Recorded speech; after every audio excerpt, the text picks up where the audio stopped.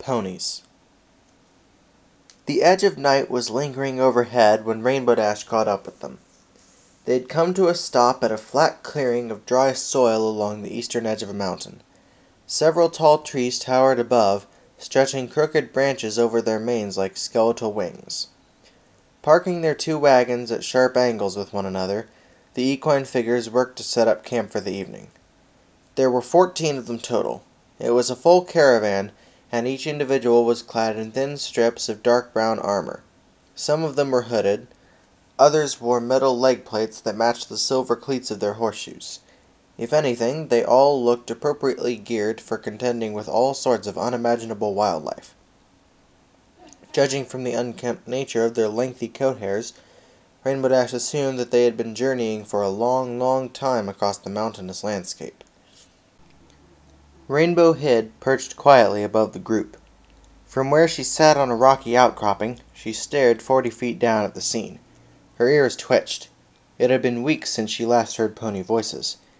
Being privy to such a busy conversation of muttering equines was suddenly an alarming sensation. There was not a single horn or set of wings to be seen among them, so that she wondered if they had even had it in them to suspect a sentient creature eavesdropping from above. It wasn't as if she could make out entirely what they were saying.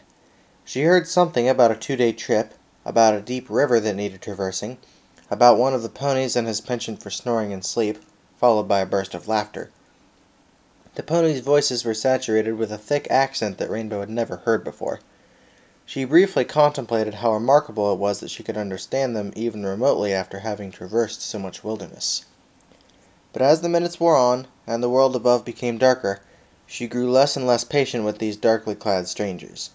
They had very little interesting to talk about. Their wagon supplies were filled with seemingly superfluous junk. Before her eyes she witnessed as several burly members of the group fumbled goofily to start a fire. For the life of her, Rainbow couldn't understand how so many adult ponies could appear so tactless. As their frustration and ire grew into the advent of night, Rainbow Dash yawned, stood up, and flexed her wings to take off for the east horizon, ditching them. She stopped suddenly upon spotting one particular pony's graceful gait. She squinted and lifted her goggles as she watched the figure march quietly away from the rest of the group struggling to build a fire. Once he reached the fringes of the camp, he slumped to his haunches, sighed, and reached for his brown hood. Once the article was lowered, the air lit up with a shade of gold. A young pony sat, running a hoof through a short patch of silken blonde hair that ended just behind his ears. With a look of supreme boredom, he glanced lethargically his party's way and exhaled slowly. Below Rainbow Dash, his lithe body appeared to melt into the shadows of his place, his golden head serving as a final beacon of the day. Rainbow blinked.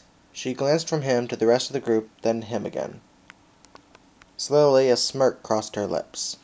Instead of flying away, she reached back for her saddlebag.